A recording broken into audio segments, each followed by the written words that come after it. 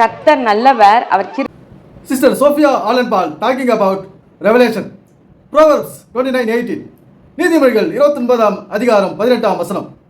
தீர்க்க தரிசனம் இல்லாத இடத்தில் ஜனங்கள் சீர்கெட்டு போவார்கள், வேதத்தை காக்கிறவனோ பிடித்துக் கொள்வான், பாக்கியவான் அப்படின்னு சொல்லுது. இந்த தீர்க்க தரிசனம் என்றால் என்ன? இவங்க என்ன சொல்றதுன்னா, உன்னை தலையாக்காமல் உன்னை வாழாக்காமல் தலையாக்குவார். அது ஒரு தீர்க்க தரிசனம், வாக்குத்தத்த வசனம். இது மாதிரி ஒரு நம்ம நடக்க முடியாதது, நடக்காததை தான் இவங்க தீர்க்க தரிசனமாக சொல்றது.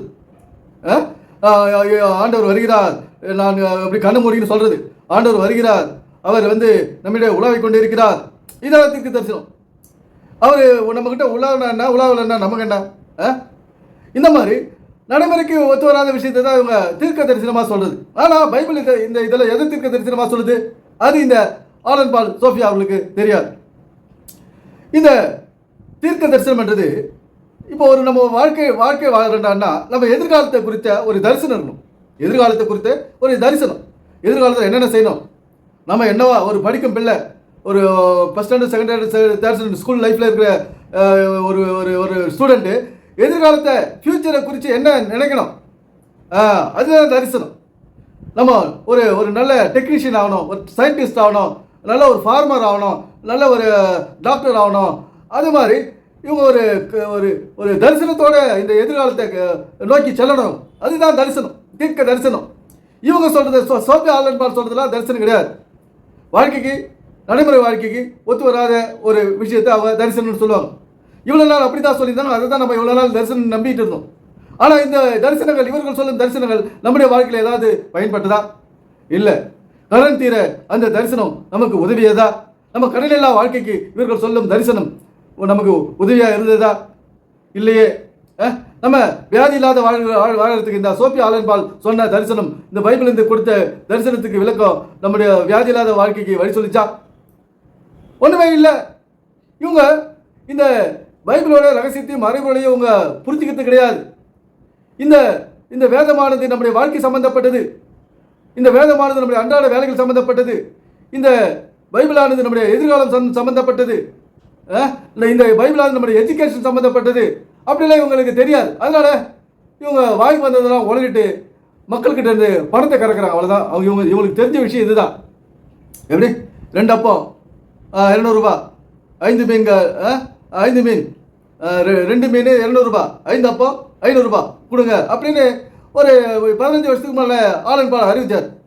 இதுதான் இவங்களுடைய தரிசனம், பண தரிசனம். பணத்தை ஏழைகளிலிருந்து பிடுங்கிறது தான் இவங்களுடைய தரிசனம். என்ன, இந்த ஆலன்பாலும் சோஃபியா அவர்களும் மக்களை தவறான திசையில் கொண்டு சென்று விட்டார்கள். ஏழைகளை ஏமாற்றி அவருடைய வாழ்க்கையை வஞ்சித்து விட்டார்கள். பைபிள் வசனத்தை வைத்து. தரிசனம் என்றால் நம்முடைய எதிர்காலத்தை குறித்த தரிசனம். தரிசனம் என்றால் நம்முடைய வாழ்க்கை குறித்த தரிசனம். தரிசனம் என்றால் நம்முடைய பிள்ளைகளை குறித்த ஒரு தரிசனம். தரிசனம் என்றால் நம்முடைய பேர பிள்ளைகளை வைத்து ஒரு தரிசனம். இதுதான் நம்மளுக்கு தேவையான தரிசனம்.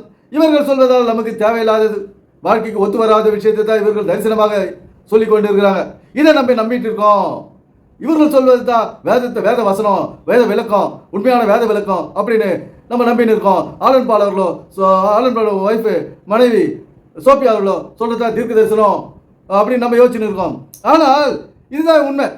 எது உண்மை? நம்முடைய வாழ்க்கையை குறித்ததான ஒரு தரிசனம் இருக்கணும், ஒரு எண்ணம் இருக்கணும், ஒரு எதிர்கால குறித்த ஒரு எச்சரிக்கை இருக்கணும். அதுதான் தரிசனம். நம்முடைய பிள்ளைகளை ஆரோக்கியமாக வளர்க்க வேண்டும், அதற்குண்டான நம்முடைய சந்ததியை ஆரோக்கியமாக வளர்க்கொண்டானோ அதற்குண்டான வேலைகளில் நாம் ஈடுபடணும். பிள்ளைகளுக்கு சரியான விதத்தில், சரியான நேரத்தில், ஆண் பிள்ளைகளுக்கு முடி வெட்டணும், தலைக்கு எண்ணெய் வைக்கணும். பெண் பிள்ளைகளுக்கு தலைக்கு ஊற்றி வாரத்துக்கு ஒரு முறையாவது தலைக்கு ஊற்றி, வாரத்துக்கு 2 நாள் பெண் பிள்ளைகளுக்கு தலை ஊற்றணும், வாரத்துக்கு நல்ல தலையை ஆற்றி விடணும். இப்படியெல்லாம் நம்ம செய்தால் தான் நம்முடைய ஆரோக்கியமாக இருக்கணுன்ற ஒரு தரிசனம் நிறைவேறும்.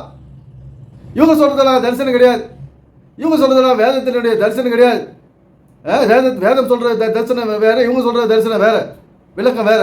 வேதம் என்றது நம்முடைய வாழ்க்கை சம்பந்தப்பட்டது. இந்த மாதிரி ஒன்றுக்கு முதுவாத விளக்கத்தை தான் இவ்வளவு நாள் இவங்க கொடுத்துருக்காங்க. இங்கே சென்னையில் பெரிய மீட்டிங் நடத்தி அவரே அமக்கலம் பண்ணிட்டு இருந்தார். இந்த ஒய்ஃபை என்னைக்கு வந்ததோ அன்னைக்கு இவங்களுடைய ஆட்டமெல்லாம் க்ளோஸ் ஆயிடுச்சு. இவங்கெல்லாம் கேபிள் டிவியில் வந்திருந்தாங்க. கேபிள் டிவியில் ஆசீர்வாதம் டிவி, ஏஞ்சல் டிவி இதெல்லாம் வரும் கேபிள் டிவியில். இப்போ இந்த வைஃபை வந்து இவங்களால கிடையாது. வைஃபை பணம் கட்டணும் இல்லை, அதுக்கு இவன் சோம்பல். பணத்தை கட்டி மக்களுக்கு செய்தி சொல்லணும்னு ஒரு அக்கறை கிடையாது. சொல்ல போகிறது ஒரு உதவாத விஷயம் தான், மக்களுக்கு பிரயோஜனப்படாது தான். இருந்தாலும் அந்த பணம் செலவாயிட போதுன்னு ஒரு சிக்கன கஞ்சத்தனம் பண்ணுறா பாருங்க. மக்களிடம் அந்த வாங்கின பணத்தை தன்னிடமே வைத்துக் கொள்ள விதத்தை இவங்க கையாண்டு இருக்காங்க. இவங்க மக்களை குறித்த, இவருடைய கிறிஸ்தவர்களை குறித்த ஒரு அக்கறை கிடையாது, கிறிஸ்தவருடைய வாழ்க்கையை குறித்த ஒரு எண்ணம் கிடையாது. இந்த சோபியாவும் ஆலன் பால் அவர்களும் விட்டுருந்தா 10 வருஷம் நாள் இவங்க போன வேகத்துக்கு தமிழ்நாட்டுடைய முதலமைச்சராகி எலெக்ஷன் என்ன பிரதமர் ஆகிட்டுப்பாங்க. அவ்வளோ ஸ்பீடில் போனாங்க இவங்க 2 பேரும். 1000 ஸ்தோத்திர பலிகள், 1000 ஸ்தோத்திர பலிகள். இப்போது மற்ற மதத்தினர் தான் வந்து பார்த்துருக்கிறேன், 1000 மந்திரம் அப்படின்னு சொல்லிட்டு ஒரு புக்கு போடுவாங்க. புக்கை பார்த்து அவங்க படிச்சுட்டே இருப்பாங்க. பைபிள் பஸ்ஸில் போகும்போது கூட அந்த புக்கை படிப்பாங்க, 1000 மந்திரம்னு சொல்லிட்டு. அதை பார்த்து இவர் என்ன செய்தார், ஆலன் பால் அவர்கள் 1000 ஸ்தோத்திர பலிகள் அப்படின்னு கொண்டு வந்தார். இந்த 1000 ஸ்தோத்திர பலிகளை டிவியில் வேறு போட்டுவிட்டார், ஆசீர்வாதம் டிவியில். அது ஒரு குறிப்பிட்ட டைமில் ஆசீர்வாதம் டிவியில் போட்டுவிட்டு அதை ஜனங்க மக்கள் கேட்டுன்னு இருந்தாங்க. சுய சிந்தனையை இவர் அழித்து விட்டார். கிறிஸ்தவர்களுக்கு இருக்க வேண்டிய சுய சிந்தனையை இந்த ஆலன் பால் சோபியாரும் அழித்து விட்டார்கள். மக்களை சிந்திக்க விடாமல் தடுத்த இவர்களுடைய முதல் ஆட்கள் இவர்கள். கிறிஸ்தவர்களை சிந்திக்க விடாமல் செய்தவர்கள் இவர்கள். ஆலன் பால் அவர்களும் சோபியா அவர்களும் 1000 ஸ்தோத்திர பலிகள் என்று வசனங்களை திரும்ப சொல்லி தினமும் இந்த 1000 வசனங்களை போட்டு மக்களுடைய மனதை கெடுத்து விட்டார்கள். இதனால் அவங்க பெற்றோர் பிள்ளைகளுக்கு வேலை செய்து கிடையாது, பிள்ளைகள் பெற்றோருக்கு வேலை செய்யறது கிடையாது. இந்த மாதிரி ஒரு நல்ல மனநிலைக்கு இவங்க கொண்டு வரது கிடையாது. ஒரு கீழ்ப்படிதல் இல்லாத போச்சு இவங்களால. ஒரு குடும்பத்தில் ஒரு அன்பு இல்லாத போச்சு. ஏதனால இவங்க வாழ்க்கைக்கு ஒத்து வரக்கூடிய விளக்கத்தை வேதத்திலிருந்து சொல்வதில்லை. ஒரு பிரச்சனைக்கு தீர்வு எதிர்காலத்தில் நம்ம நடைமுறை வாழ்க்கையிலே அனைத்து பொதுவான மனிதர்களுக்கும் ஏற்படக்கூடிய பிரச்சனையை, பணப்பிரச்சனையை, மனப்பிரச்சனையை, குடும்ப பிரச்சனையை தீர்த்து வைக்கிறதுக்கு இவங்க எந்த ஒரு தீர்க்க தரிசனமான விளக்கத்தை ஒரு கொடுக்கவில்லை. யாரு? ஆலன் பால் அவர்களும் சோபியா ஆலன் பால் அவர்களும். இவர்கள் காணிக்கை வாங்கி கட்டடம் கட்டுவதிலேயே முழு மூச்சாக இருந்தார்கள். அங்கங்க ஆசீர்வாதம் ஆஃபீஸுங்க, எங்க நான் போயிருக்கிறேன், கீழ்ப்பாக்கத்தில் இவருடைய ஆஃபீஸ் இருக்குது, அங்கே போயிருக்கிறேன் நான். அங்கே என்னோட ரிலேஷன் வீடு இருக்குது. அங்கே போனப்போ இவர் திரும்பி பார்த்தா ஒரு பில்டிங்கு கீழே கிரவுண்ட் ஃப்ளோரில் இவர் இருக்குது ஆசீர்வாதம் ஆஃபீஸ். அங்கே ஒரு ஸ்டாஃப் இருந்தாங்க, கேசட் வச்சுக்கிறாங்க, ஒரு ஃபார்ம் ஃபில்லப் பண்ண சொல்கிறாங்க, காணிக்கை கொடுக்கலாம். இப்படி காணிக்கை வசூல் பண்ண இறங்கினவர் முதலாக இவர் தான். யார்? ஆலன் பால் சோபியா. ரொம்ப ஐடியா கலந்து பேசி மக்களை எப்படி மயக்கி அவங்ககிட்ட இந்த பணத்தை பிடுங்குறதுன்றதுல இவங்க கணவன் மனைவி 2 பேரும் சேர்ந்து யோசிக்கிறது இதெல்லாம் இவருடைய. ஆனால் கடவுள் இதெல்லாம் நீடிக்க விட மாட்டார், கர்த்தர் இதெல்லாம் நீடிக்க விட மாட்டார். யாரையுமே மனிதனுக்கு வாழ்க்கைக்கு விரோதமாக யாருன்னா செயல்படுறாங்கன்னா அவங்கள கர்த்தர் நீடிக்க விட மாட்டார், இந்த உலகத்திலே நிலைத்திருக்க விட மாட்டார். மனித வாழ்க்கைக்கு எதிராக செயல்படுபவர்களை அவர் அழிப்பார். அதிலே கர்த்தர் உறுதியாக இருக்கிறார். மனித வாழ்க்கை தான் அவருக்கு முக்கியம். இந்த வசனத்தில் நீதிமொழிகள் 29:18 என்ன சொல்லுது? வேதத்தை காக்கிறவரோ பாக்கியவான். இப்போ இந்த பைபிள்னு வச்சுக்கோங்க, இது பைபிள் என்ன, இது வேதம்னா இந்த வேதத்தை எப்படி காக்கிறது? இதை அப்படியே பாதுகாத்து எடுத்துட்டு டஸ்ட்டு தட்டிட்டு ஒரு ஷெல்ஃபில் வச்சு பாதுகாக்கணுமா? என்ன சொல்லுது அப்போ? நீதிமொழிகள் 29:18 வசனத்தில் அவருடைய வேதத்தை காக்கிறவனோ பாக்கியவான் அப்படின்னு சொல்லுது. அப்போ வேதம் என்றால் என்ன? நம்முடைய வாழ்க்கை தான் வேதம், நம்முடைய சரீரம் என்ற சபைதான் வேதம், நம்முடைய சரீரம் நடமாடும் வேதம், நம்முடைய சரீரம் தான் நடமாடும் வேதம். இந்த சரீரத்தை நாம் பாதுகாக்க வேண்டும், பாதுகாத்தால் தான் நாம் பாக்கியசாலிகள். இந்த வேதத்தை பாதுகாக்கக்கூடிய பாக்கியசாலிகள் அப்படின்னு என்ன? அந்த மாதிரி கர்த்தர் கொடுத்த இந்த சரீரத்தை நாம் பாதுகாக்க வேண்டும், பயன்படுத்த வேண்டும், பண்படுத்த வேண்டும். அவர் கொடுத்த உறுப்புகளை, உடல் உறுப்புகளை, கண்களை, காதுகளை, மூக்கை, நம்முடைய சருமத்தை, நம்முடைய தலைமுடியை நாம் பாதுகாக்க வேண்டும், அதை பதப்படுத்த வேண்டும். எப்படி பயன்படுத்துவது? பாதுகாப்பது. எப்படி பயன்படுத்துவது? பாதுகாப்பது. எதை கொண்டு பாதுகாப்பது, பயன்படுத்துவது? நம்முடைய சரீரத்தை. எதை கொண்டு பதப்படுத்துவது? நம்முடைய சரீரத்தை. எதை கொண்டு பதப்படுத்துவது? நம்முடைய சரீரத்தை. அதுதான் கொடுத்திருக்காரு எண்ணெயும் தண்ணீரையும். தேங்காய் எண்ணெய் நம்முடைய தேகத்துக்காக உருவாக்கப்பட்டது. இந்த தேங்காய் எண்ணெய் தேங்காய் எண்ணெய் எதுக்காக உருவாக்கப்பட்டது?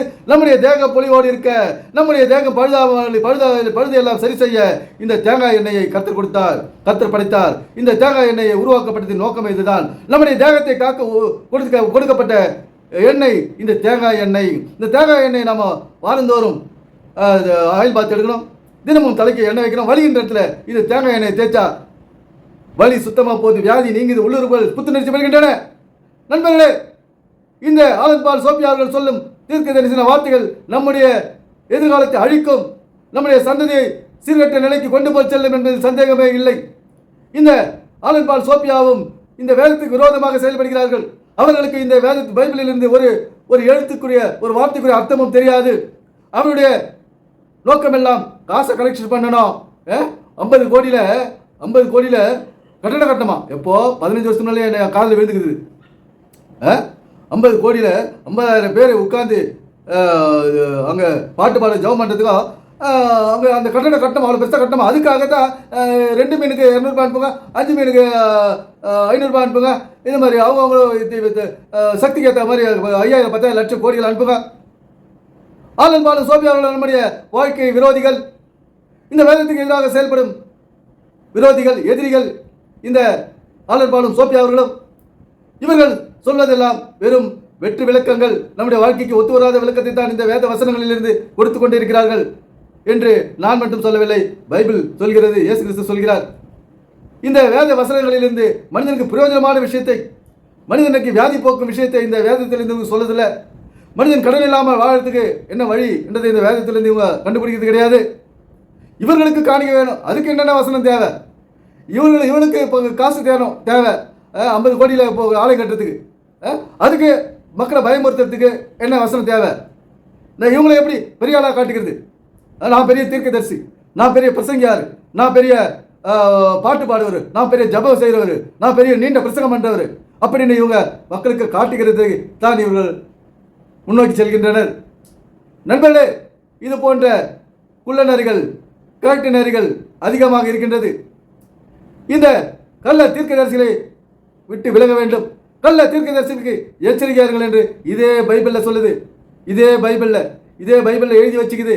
கள்ள தீர்க்கதரிசி இந்த சோபியா ஆலன் பால் ஒரு உண்மையும் தெரியாத ஒரு பொய் போதகி இந்த சோபியா ஆலன் பால். உண்மையை உணராத ஒரு ஆள் இந்த சோபியா ஆலன் பால். வேதத்தில் உள்ள உண்மையை அறியல, வாழ்க்கையில் உள்ள உண்மையை அறியல. அதனால இன்னைக்கு எந்த உண்மையும் மக்களுக்கு சொல்லல. அதனால மக்கள் இன்னைக்கு வியாதியிலும் வறுமையிலும் இன்னைக்கு வாழ்க்கை நீடிச்சுன்னு இருக்குது. நண்பர்களே, இந்த வீடியோவை ஷேர் பண்ணுங்க, 4 பேருக்கு சொல்லுங்க, நல்ல விஷயத்தை 4 பேருக்கு சொல்லுங்க. நாமும் நம்முடைய சந்ததியும் தலைமுறையும் நன்றாக இருக்க வேண்டும். அந்த எண்ணத்தை நீங்கள் உருவாக்கி கொள்ளுங்கள். நண்பர்களே, பகுத்தறிவோடு செயல்படுங்கள், தைரியமாக செயல்படுங்கள். நம்முடைய வாழ்க்கை நமக்கு முக்கியம் என்பதை வலியுறுத்துகிறது இந்த வேதம். நம்முடைய பிரச்சனைகள் எல்லாம் தீர்வு இந்த வேதத்தில் பைபிளிலே இருக்கிறது, வேற எதிலையும் கிடையாது. அதையெல்லாம் இந்த சோபியா ஆலன் பால் இது வரைக்கும் சொன்னது கிடையாது. மோகன்சீல் ஆசிரியத்தை பற்றி தெரியவே தெரியாது. அவருக்கு என்ன பண்றது? மோகன்சீல் ஆசிரியருக்கு தெரியவே தெரியாது. அப்பாவி. இந்த வேதத்தில் உள்ள ஒரு வசனத்துக்கு விளக்கமும் ரகசியமும் மறைவுகளும் இந்த மோகன்சீல் ஆசிரியர் அவர்களுக்கு தெரியாது. அதனால் இன்று ஒட்டுமொத்த உலகமே இன்றைக்கு ஒரு வெற்றி வாழ்க்கையை வாழ்ந்து கொண்டிருக்கிறது.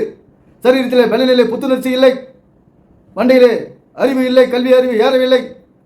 என்ன இந்த மாதிரி தான் ஒரு வெற்றி விளக்கத்தை கொடுக்கறதுனால நம்மளுடைய வாழ்க்கை வீணாக போய்க்கின்னு இருக்குது. எப்படி போயின்னு இருக்குது? நம்முடைய வாழ்க்கை வீணாக போய்கொண்டிருக்கிறது. நம்முடைய சந்ததிகள், நம்முடைய எல்லாமே, நம்முடைய எதிர்காலமே இன்னைக்கு வீணாகி கொண்டிருக்கிறது. கடன் மேலே கடன் ஏறிக்கின்னு இருக்குது, வியாதி மேலே வியாதி, எப்படி சரி செய்யறதுன்னு தெரியாத ஓடின்னு இருக்காங்க. நண்பர்களே, இந்த தேகமானது தேங்காய் எண்ணெயால் சரி செய்யலாம் என்ற உண்மையை சொல்கிறது இந்த வேதம். அதை நீங்கள் நம்பி செயல்படுத்தும் போது ஆரோக்கியம் உங்களுக்கு ஆரோக்கியம் அடைவீர்கள், புத்துணர்ச்சி அடைவீர்கள், வாழ்க்கை சிறக்கும். எனவே நம்முடைய எதிர்காலத்தை நல்ல தரிசனங்களோடு வாழ்ந்து நம்முடைய சந்ததியை சீர்பெற செய்வோம். எனவே சிந்திப்போம், செயல்படுவோம். நன்றி, வணக்கம் நண்பர்களே.